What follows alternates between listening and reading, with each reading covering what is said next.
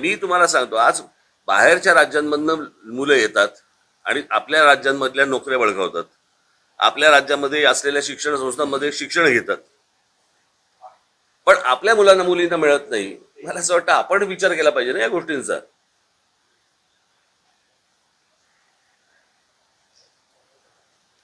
आणि मग या शिक्षण संस्थांमध्ये त्या मुला मुलींना का नाही आपल्याकडे शिक्षण मिळत, बाहेरच्या मुलांना का मिळतं? मग ते सगळ्या गोष्टी पैशावरती येतात.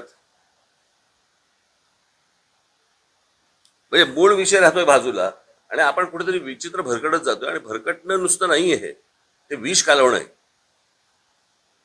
मध्यंतरी तुम्ही देखील पाहिलं असेल, मी पाहिलं, लहान लहान मुली बोलत होत्या त्या जातीच्या ह्याच्यावरती की आमची मैत्री तुटली आणि ह्या सगळ्या गोष्टी झाल्या. हे भीषण आहे.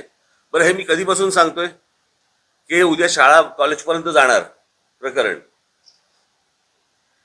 आणि उद्या शाळा कॉलेजपर्यंत गेल्यानंतर असं वातावरण महाराष्ट्रात कधीच नव्हतं. आपण असल्या गोष्टी उत्तर त्या युपीमध्ये, बिहारमध्ये अशा आजपर्यंत आपण ऐकत आलो जातीच्या विषयावरती गोष्टी.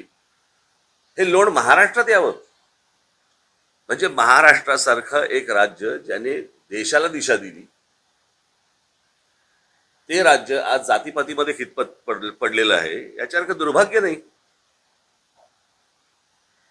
अशा प्रकारचं राजकारण करणाऱ्या, मला असं वाटतं की जी लोक असतील, प्रत्येक समाजाने यांना निवडणुकीला दूर ठेवलं पाहिजे. अशा व्यक्तींना मी असं म्हणणार आहे की सरळ सरळ ताडापोटा लागला पाहिजे. बघा, हे ब्रेकअप ऑफ द नेशन सरकारने मागे पुढे न बघता अशाना असारा आतमध्ये टाकून मोकळं झालं पाहिजे. जेव्हा महाराष्ट्रातला माणूस सुद्धा युपी मध्ये आहे, महाराष्ट्रातला माणूस ओडिशामध्ये आहे, महाराष्ट्रातला माणूस पश्चिम बंगालमध्ये आहे, आणि महाराष्ट्राचा माणूस प्रचंड मोठ्या प्रमाणात मध्य प्रदेशमध्ये आहे, गुजरातमध्ये सुद्धा आहे. नाही असं नाही. त्यांचं काय करायचं? त्याच्यामुळे हे जे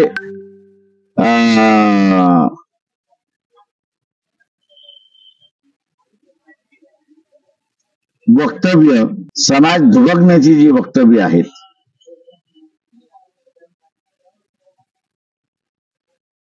समाज दुभगला की देश दुभगतो.